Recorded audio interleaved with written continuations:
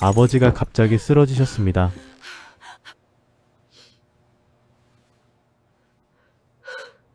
어머니가 울면서 전화하셨고 병원으로 당장 달려갔죠. 영상 시작 전에 댓글로 달아주세요. 영상 만드는데 큰 힘이 됩니다. 꼭 답글로 보답드리겠습니다. 저는 어릴 적부터 아버지 등을 보고 컸습니다. 새벽 5시만 되면 철컥 문 여는 소리가 났습니다. 군복 달인 냄새가 방 안에 먼저 돌았습니다. 아버지는 늘 말했습니다. 군인은 나라를 지킨다. 그 말이 참 컸습니다. 집보다 더 컸습니다. 동네 어른들도 모두 아버지를 높이 봤습니다. 저는 그런 아버지가 늘 대단해 보였습니다. 그래서 어린 저는 다른 꿈을 못 꿨습니다. 화가가 되고 싶던 날도 입 밖에 못 냈습니다. 기타를 만지던 손을 몰래 서랍에 넣었습니다. 아버지는 제 어깨를 툭 치며 웃곤 했습니다. 너는 내 뒤를 잇는다. 그 한마디면 끝이었습니다. 그 말이 이상하게 칭찬처럼 들렸습니다. 저는 고개를 끄덕였고 그게 효도인 줄 알았습니다. 어머니는 가끔 제 쪽을 조용히 바라보셨습니다. 입을 때려다가도 물컵만 만지셨습니다. 달그락 소리가 나면 괜히 가슴이 조여왔습니다.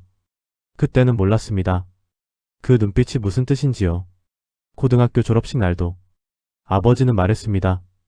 대학보다 군이 먼저다. 사내는 버텨야 한다. 친구들은 캠퍼스를 말했고 저는 부대를 떠올렸습니다. 입안이 자꾸 말랐지만 싫다는 말이 안 나왔습니다. 결국 저는 지원서를 냈고 아버지는 처음 웃었습니다. 그 웃음 하나 보겠다고 제 길을 접어버렸습니다. 훈련소 들어가던 날 기차가 덜컹 흔들렸습니다. 창밖을 보던 제 손이 계속 무릎을 눌렀습니다. 그래도 마음 한구석엔 이런 생각이 있었습니다. 이제야 아버지가 저를 인정하겠구나. 그런데 말입니다. 그 시작이 잘못이었을까요? 직업군인이 된 뒤 제 삶은 늘 똑같았습니다. 기상나팔 소리에 벌떡 몸을 일으켰습니다. 구보를 하고 또 뛰고 명령에 맞춰 움직였습니다. 몸은 점점 단단해졌고 입은 점점 닫혀갔습니다. 처음 몇 년은 버티면 괜찮아질 줄 알았습니다. 아버지도 그렇게 살았고 선배들도 다 그랬으니까요. 하지만 쉬는 날 집에 가면 이상한 기분이 들었습니다. 제가 제 얘기를 꺼내면 아버지는 손을 내저었습니다. 군인은 힘든 소리 말고 결과로 말하는 거다. 그 말이 탁 떨어지면 방 안이 조용해졌습니다. 제가 받은 표창도 아버지 눈엔 작았습니다. 이 정도는 기본이다. 그 말만 남았습니다. 휴가 때 어머니가 반찬을 잔뜩 올려두시면 아버지는 술잔부터 제 앞에 밀어놓았습니다. 받아 마셔라. 이제 너도 군인이다. 저는 속이 쓰렸지만 말없이 들이켰습니다. 목으로 훅 내려가자 가슴이 따갑게 저렸습니다. 그날도 아버지는 제 등을 툭툭 쳤습니다. 그래야 사람 된다. 군대가 널 살린 거다. 그 말을 듣는데 이상하게 숨이 막혔습니다. 제가 잘 버티는 건지 그냥 마르는 건지 몰랐습니다.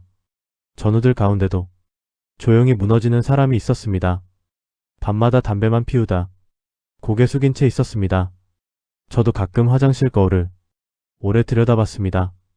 눈밑이 푹 꺼지고 입술이 바싹 말랐습니다. 그런데도 집에 가면 아버지는 한마디만 했습니다. 약해지지 마라. 군인 집안 망신이다. 그 말을 듣는 순간 손끝이 차갑게 식었습니다. 저는 그제야 알았습니다. 아버지는 제 삶보다 아버지 체면을 더 보고 있는지도 모른다는 걸요. 그 생각이 스치자 뒷목이 서늘해졌습니다. 그리고 그 무렵 더 이상한 일이 시작됐습니다. 제가 중사 계급장을 달고 몇 해를 더 보냈을 때였습니다. 어머니에게 전화가 왔습니다. 목소리가 이상하게 떨렸습니다. 아버지 허리가 안 좋다. 이번엔 좀 길게 와라. 저는 바로 외박을 냈고 주말 밤 집으로 갔습니다. 현관문을 여니 집안이 조용했습니다. 예전 같으면 텔레비전 소리나 기침 소리가 들렸습니다. 그런데 그날은 시계 초침만 째깍거렸습니다. 방 안에 들어서니 아버지가 침대에 앉아 있었습니다. 허리가 아프다더니 눈빛은 멀쩡했습니다. 저를 보자마자 다짜고짜 묻더군요. 이번엔 진급 가능하냐? 간부답게 올라가야지. 저는 웃지도 못하고 물만 한 컵 마셨습니다. 어머니는 부엌에서 국을 데우고 계셨습니다. 보글보글 소리 사이로 작은 한숨이 섞였습니다. 식탁에 앉았는데 이상한 서류 하나가 보였습니다. 보험 설계서 비슷했는데 제 이름이 적혀 있었습니다. 저는 물었습니다. 이건 뭐예요?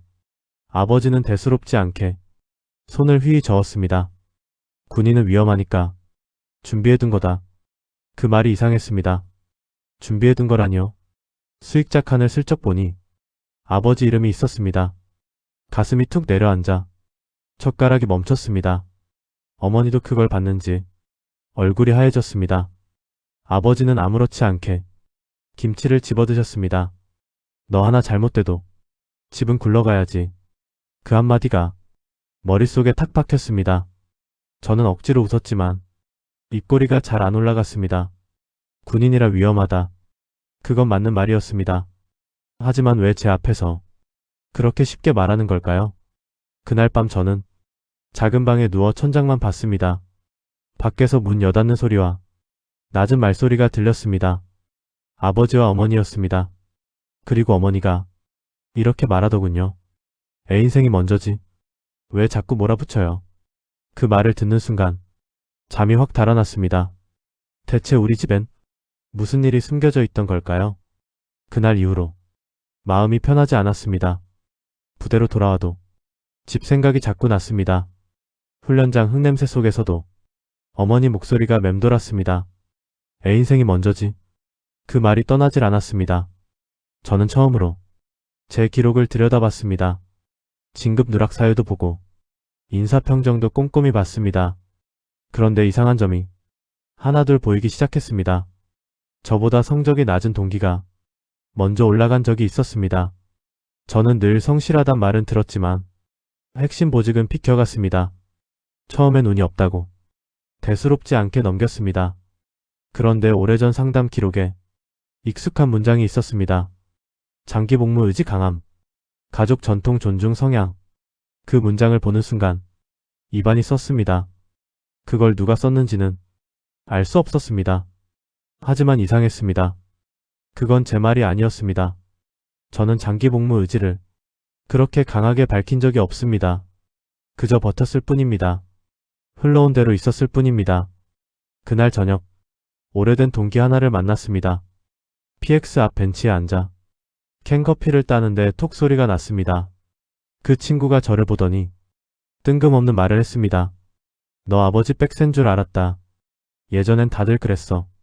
저는 캔을 쥔 손에 힘이 들어갔습니다. 무슨 소리냐고 묻자 친구가 고개를 갸웃했습니다. 너 진로 바꾸려다가 집에서 정리된 거 아니었냐? 그 말에 귀가 멍해졌습니다. 저는 한 번도 누구에게 그런 말을 안 했습니다. 그런데 왜 그런 이야기가 부대 안에 돌고 있었을까요? 친구는 분명히 말했습니다. 너 아버지 선배들이 내 길 잘 잡았다고 술자리에서 말했다더라. 그 순간 등줄기에 식은땀이 흘렀습니다. 제가 선택한 줄 알았던 길이 정말 제 선택이 맞았을까요? 그리고 며칠 뒤 어머니에게서 택배가 왔습니다. 작은 상자 안에는 낡은 공책 한 권이 있었습니다. 컷장에 제 글씨로 이렇게 적혀 있었습니다. 20살 여름, 내 진짜 꿈. 그걸 보는 순간 손이 떨리기 시작했습니다. 그 공책은 제가 잊고 살던 것이었습니다. 고등학교 때 쓰던 낡은 스케치 노트였습니다. 첫 장을 넘기자 연필 자국이 그대로 있었습니다. 기타를 든 사람들, 무대 조명 및 얼굴들, 제가 그리고 싶던 장면이 빼곡히 남아 있었습니다. 구석에는 작은 글씨로 이렇게 적혀 있었습니다. 제대하면 늦는다. 지금 말해야 한다. 그 문장을 읽자 눈앞이 흐려졌습니다. 저는 그때 말하려고 했던 겁니다. 군인이 아니라 음향일을 배우고 싶다고요. 공연장을 돌며 사람들 숨소리를 듣고 싶었다고요. 하지만 그날 밤 아버지가 술에 취해 들어왔고 나라 지키는 집안에서 딴소리 나오면 안 된다. 그 말에 저는 입을 닫아버렸습니다. 노트맨 뒤에는 찢긴 자국이 있었습니다. 뭔가 끼워두었던 듯 가장자리가 울어 있었습니다. 어머니에게 전화를 걸자 한참 말이 없었습니다. 그리고 아주 작게 이렇게 말씀하셨습니다. 원래는 편지도 있었어. 내가 써둔 거. 누구에게 쓴 편지냐고 묻자 어머니가 숨을 고르셨습니다. 아버지에게 쓴 거였어. 군인 못하겠다고. 제 심장이 쿵하고 한번 크게 내려앉았습니다. 분명 저는 기억합니다. 편지를 썼습니다. 무섭지만 솔직히 말하겠다고. 밤새 떨며 적었습니다. 그런데 다음날 그 편지는 사라졌습니다. 저는 겁이 나서 제가 찢어버린 줄 알았습니다. 하지만 아니었던 겁니다. 어머니는 그날 새벽 종이 구겨지는 소리를 들었답니다. 바스락바스락 문틈 사이로 들렸답니다. 그리고 아버지가 마당에서 뭔가 태웠답니다. 순간 손바닥에 땀이 확 배어 나왔습니다. 제 인생 첫 고백이 불 속에서 사라진 겁니다. 그 사실 하나만으로도 숨이 턱 막혔습니다. 그런데 어머니는 거기서 끝이 아니라고 했습니다. 아버지가 숨긴 건 그 편지 하나가 아니었습니다. 저는 휴가를 냈고 곧장 집으로 내려갔습니다. 이번엔 그냥 넘어갈 수가 도저히 없었습니다. 기차 바퀴 소리가 덜컹덜컹 울릴 때마다 제 머릿속도 함께 흔들리는 것 같았습니다. 집에 도착하니 어머니가 먼저 문을 열었습니다. 제 얼굴을 보자 입술이 떨리셨습니다. 아버지는 거실에서 신문을 펴고 앉아 있었습니다. 바스락 소리가 유난히 크게 들렸습니다. 저는 대뜸 물었습니다. 내 편지 봤죠? 신문 넘기던 손이 딱 멈췄습니다. 아버지는 천천히 저를 올려다봤습니다. 무슨 헛소리냐. 군인이 별소리를 다 하네. 그 말에 저는 노트를 식탁에 올려놨습니다. 어머니가 다 봤어요. 편지도 있었다면서요. 그러자 아버지 눈가가 잠깐 꿈틀했습니다. 하지만 금세 목소리를 높이더군요. 다 너 잘되라고. 그런 거다. 잘되라고요. 누구한테요? 저는 처음으로 아버지 말을 끊었습니다. 아버지는 벌떡 일어나 손바닥으로 식탁을 쳤습니다. 탁 소리에 컵이 흔들렸습니다. 넌 원래 약했다. 내가 사람 만들었다. 그 한마디에 가슴속 무언가가 끊어졌습니다. 약했던 게 아니라 하고 싶은 게 있었던 겁니다. 제가 그렇게 말하자 아버지 얼굴이 굳었습니다. 어머니는 그 사이에서 연신 손수건만 쥐고 계셨습니다. 그때 어머니가 결국 입을 여셨습니다. 여보, 이제 그만해요. 그 아이 인생이에요. 그 말 뒤에 긴 정적이 흘렀습니다. 그리고 어머니는 서랍에서 봉투 하나를 꺼냈습니다. 누렇게 바랜 봉투였고 겉면에 제 이름이 적혀 있었습니다. 그건 제가 처음 보는 부대 지원 추천서였습니다. 추천인 이름을 본 순간 숨이 멎는 줄 알았습니다. 거기엔 분명히 아버지 이름이 적혀 있었습니다. 지원서를 낸 것도 제 선택만은 아니었던 걸까요? 봉투 안에는 추천서만 있지 않았습니다. 아버지가 직접 쓴 메모와 상담 기록 사본도 있었습니다. 아이는 흔들리지만 군으로 보내야 함. 그 문장을 보는 순간 손등의 핏기가 사라졌습니다. 또 다른 종이에는 이렇게 적혀 있었습니다. 예술 쪽 관심은 단호히 끊을 필요 있음. 저는 종이를 든 채 한참 말이 없었습니다. 귀에서 웅소리가 나고 방 안이 멀어졌습니다. 아버지는 그제야 목소리를 낮췄습니다.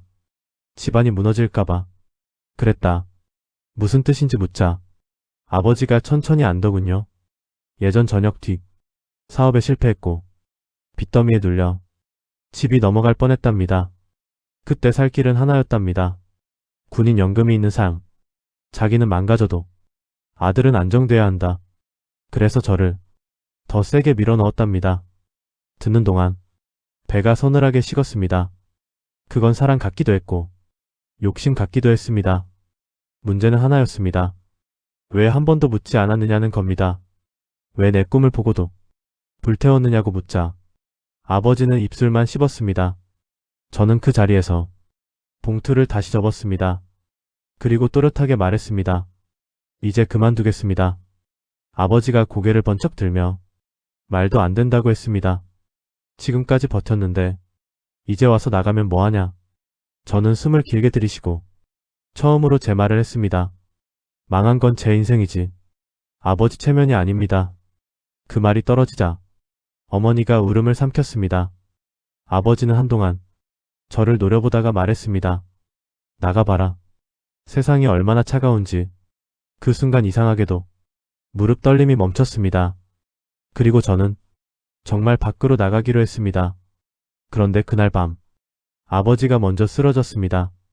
아버지는 새벽에 갑자기 가슴을 움켜쥐었습니다. 물컵이 바닥에 떨어지며 쨍소리가 났습니다. 어머니가 놀라 외쳤고 저는 바로 부축했습니다. 구급차 안경고음이 삐뽀삐뽀 울렸습니다. 병원 복도 불빛 아래서 아버지 얼굴은 창백했습니다. 저는 벽에 기대섰고 손끝이 저리도록 굳었습니다. 미웠던 사람인데도 몸이 먼저 움직였습니다. 그게 더 서러웠습니다. 한참 뒤 의사가 나와 큰 고비는 넘겼다 했습니다. 긴장이 풀리자 다리에 힘이 쭉 빠졌습니다. 병실에 들어가니 아버지가 천장을 보고 있었습니다. 저를 보더니 작게 입을 열었습니다. 너한텐 미안하다. 그 말이 처음이었습니다. 하지만 이상하게도 바로 와닿지 않았습니다. 너무 늦었으니까요. 너무 오래 버텼으니까요. 저는 병실 의자에 앉아 조용히 말했습니다. 저 이제 저녁 준비합니다. 그리고 공부할 겁니다. 음향 쪽이든 방송 쪽이든 해보겠습니다. 아버지는 눈을 감은 채 한참 아무 말이 없었습니다. 기계 소리만 삑삑 울렸습니다. 그러다 아주 낮게 이렇게 말했습니다. 나는 내가 나처럼 망할까 무서웠다. 그 말은 이해됐습니다. 하지만 용서와는 달랐습니다. 저는 고개를 숙인 채 또렷하게 답했습니다. 망해도 제 선택으로 망해보겠습니다. 그 말 뒤에 병실이 조용해졌습니다. 어머니는 창가에서 가만히 눈물을 닦으셨습니다. 그날 아침 해가 뜰 때 저는 결심을 굳혔습니다. 아버지를 살피는 것과 제 삶을 찾는 건 다르다고요. 그래서 저는 그날 바로 움직였습니다. 그리고 며칠 뒤 생각지도 못한 전화가 왔습니다. 저녁 상담을 마치고 밖으로 나오던 날이었습니다. 휴대전화가 울렸고 낯선 번호가 찍혔습니다. 여보세요 하니 낯익은 목소리가 들렸습니다. 고등학교 때 음악실 선생님이었습니다. 순간 발걸음이 그 자리에 멈췄습니다. 선생님은 떨리는 웃음으로 저를 부르셨습니다. 내 어머니가 연락처를 어렵게 찾았다. 그리고 뜻밖의 말을 조심스럽게 꺼내셨습니다. 내가 예전에 만든 데모와 스케치가 아직 있다. 저는 아무 말도 못했습니다. 그게 왜 거기 있냐고 묻자 내가 군대 가기 전 혹시 몰라 맡기고 갔었다. 그 말을 듣는 순간 머리가 멍해졌습니다. 제가 완전히 잊고 살던 또 다른 제가 남아있던 겁니다. 주말에 찾아가니 선생님은 낡은 박스를 꺼냈습니다. 뚜껑을 여는 순간 종이 냄새가 훅 올라왔습니다. 안에는 녹음 파일이 담긴 오래된 저장 장치와 제가 그린 무대 구상과 짧은 자작곡 가사가 있었습니다. 손으로 하나씩 넘길 때마다 심장이 쿵쿵 뛰었습니다. 선생님은 제 등을 보며 이렇게 말씀하셨습니다. 늦은 건 맞다. 끝난 건 아니다. 그 짧은 말에 목이 꽉 메었습니다. 저는 곧바로 야간 과정을 알아봤습니다. 기초음향 교육과 방송기술 수업이 있었습니다. 등록 버튼을 누르는데 손가락 끝이 떨렸습니다. 하지만 이번엔 달랐습니다. 무섭지만 제 선택이었습니다.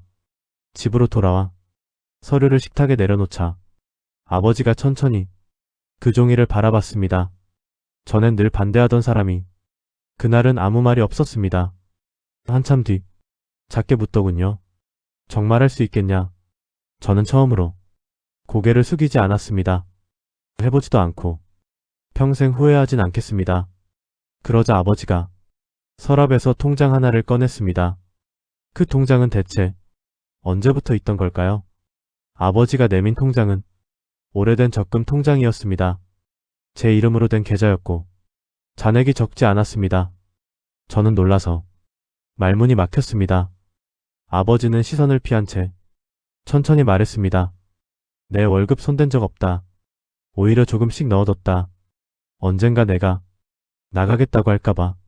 그 말을 듣는데 가슴이 묘하게 저렸습니다. 잡아놓으려 한 사람인데 또 놓을 준비도 한 겁니다. 참 이상한 사람이었습니다. 미운 데다 불쌍했습니다. 하지만 저는 거기서 물러서지 않았습니다. 통장을 받으며 또렷하게 말했습니다. 이 돈은 시작에 쓰겠습니다. 하지만 인생은 제가 정합니다. 아버지는 한참 동안 고개를 들지 못했습니다. 그날 뒤로 저는 저녁 절차를 밟았습니다. 주변에서는 늦었다 했고 괜한 짓이라 했습니다. 그래도 저는 밤마다 공부를 했습니다. 장비 이름을 외우고 프로그램을 익혔습니다. 작은 공연장 막내 일도 마다하지 않았습니다. 케이블을 감다 보면 손바닥이 빨갛게 부었습니다.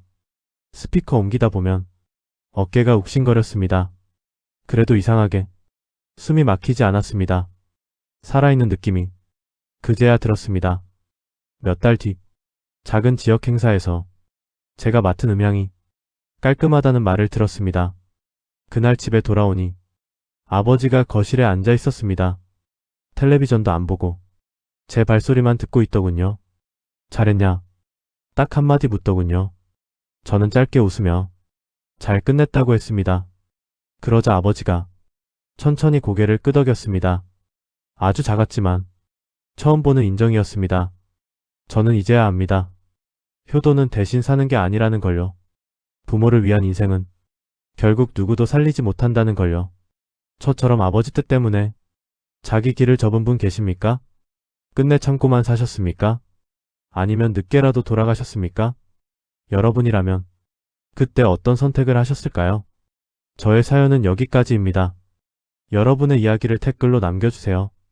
같은 경험을 가진 분들에게 큰 위로가 됩니다. 그리고 오늘 이야기가 마음에 남으셨다면 가까운 분께도 조용히 공유해보세요. 누군가에게는 이 이야기가 꼭 필요한 순간일지도 모릅니다. 항상 건강하시고 오늘도 마음 편한 하루 보내시길 바랍니다. 재밌게 들으셨나요? 재밌게 들으셨으면 구독과 좋아요, 알람 설정 부탁드립니다. 감사합니다.